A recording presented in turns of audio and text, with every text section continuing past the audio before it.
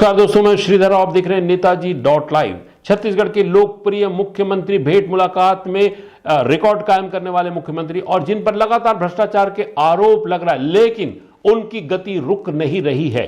चुनाव की पूरी तैयारियों के साथ अपने छत्तीसगढ़ के साथ साथ केंद्रीय कार्यालय को भी उन्होंने साध लिया है और वो जो चाह रहे वो हो रहा है। आखिरकार भूपेश बघेल में इतनी क्षमता आ कैसे गई है?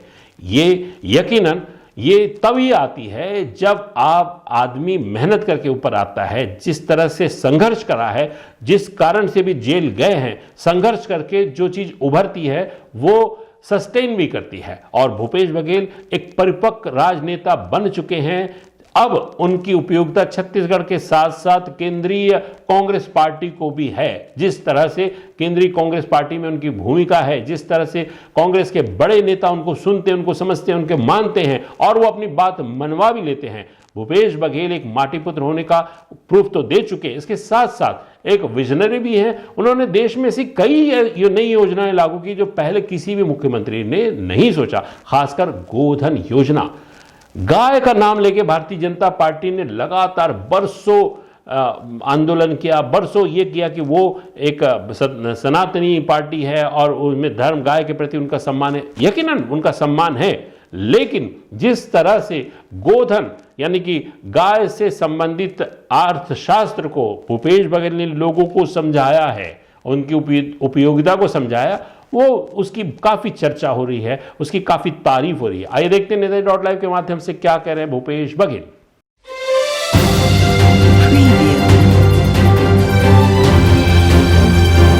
सीए के छात्रों के नेशनल कॉन्फ्रेंस हुआ और उसमें जहां पूर्व मुख्य चीफ जस्टिस छत्तीसगढ़ के और आसाम के गर्ग साहब और रंजीत जी जो इस सीए संगठन के राष्ट्रीय उपाध्यक्ष हैं और बहुत सारे नामी गिरामी लोग यहाँ पधारे थे और यहाँ के छात्रों के साथ बहुत सारे विचार विमर्श किए और बहुत सारे ज्ञानवर्धक बातें कही जो कि छत्तीसगढ़ के जो सीए के छात्र हैं उसके लिए बड़े लाभदायक है। और साथ ही उन्होंने यहाँ एक जगह उन्होंने मांग की नई राजधानी में, उसकी भी मैंने घोषणा की है। और सबसे बड़ी बात यह है कि रायपुर में नई राजधानी में 1000 एकड़ के जो होलसेल कॉरिडोर बनेगा वो देश का सबसे बड़ा होगा। और जिस प्रकार से व्यापार, व्यवसाय, उद्योग लगातार छत्तीसगढ़ में बढ़ रहे हैं तो सीए की आवश्यकता और भी अधिक होगी। तो निश्चित रूप से यहाँ जो आवासीय परिसर जो मांग किए हैं, जहाँ शिक्षण संस्थाएं खुलेंगे तो उसके लिए ज़मीन उपलब्ध कराने की बात उन्होंने कही है और उसमें खुद वो लोग इन्वेस्ट करेंगे, वहाँ छात्रों को पढ़ाएंगे तो छत्तीसगढ़ के लिए बड़ी उपलब्धि होगी। तो ये मांग उनकी तरफ से थी और मैंने घोषणा की। प्रधानमंत्री को मैंने पत्र भी लिखा है कि लगातार ट्रेनें विलम्ब से चल रही है, बहुत सारे निरस्त हो रहे हैं और तो ये बहुत दुखद है। कारण छत्तीसगढ़ में विरल बसाहट है तो आवागमन के लिए सस्ता यदि कोई है तो ट्रेन है और उसमें विलम्ब से पहुंचना या कैंसिल हो जाना ये बहुत दुर्भाग्य की बात है। लेकिन एक शंका ये भी हो रही है कि जिस प्रकार से एयरपोर्ट को पहले चमकाया जाता है, सरकार 1000-2000 करोड़ रुपए वहाँ इन्वेस्ट करती है और उसके बाद उसको नीलाम कर देती है।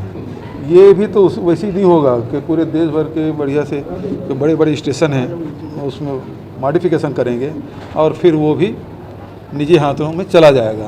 प्रधानमंत्री कह रहे हैं कि विपक्ष पुराने ढर्रे पर चल रहा है, हर चीज़ का विरोध करता है और पुराने ढर्रे पर अभी भी विरोध। भाई देश की संपत्ति को बेचोगे तो नया पुराने क्या सभी स्तर पर विरोध होगा। सारी संपत्ति को तो बेच रहे हैं और फिर अभी नगर नार बना नहीं है, बेचने की तैयारी शुरू भी नहीं हो पाया तो इसका विरोध नहीं होना चाहिए। तो गलत कहाँ है? 17 तारीख को फिर आ रहे हैं मोदी जी, 17 तारीख को फिर आ रहे हैं। यहाँ तो झूठ परोस के गए प्रधानमंत्री जी। पहले आए थे साइंस कॉलेज ग्राउंड में, तो धान खरीदी भारत सरकार करती है तो अब पता नहीं फिर और क्या बोलेंगे।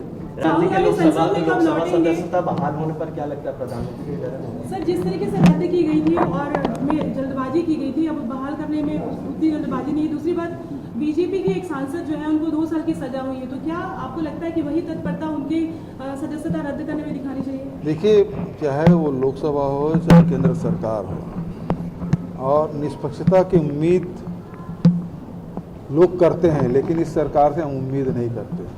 जिस तत्परता से राहुल जी की सदस्यता समाप्त की गई, जिस तत्परता के साथ उसके बंगले खाली कराए गए, शासकीय आवास, अब जब सुप्रीम कोर्ट का फैसला आ गया उसके बाद भी उसमें कोई प्रगति दिखाई नहीं दे रही है। तो इससे इसका मतलब यही है कि राहुल जी से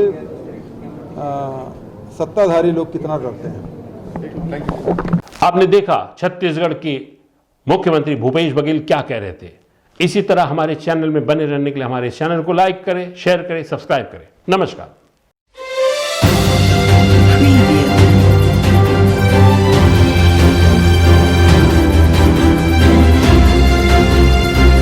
नेताजी.live के प्रायोजक है Satyadeep diagnostic and clinic, Supela, Bhilai.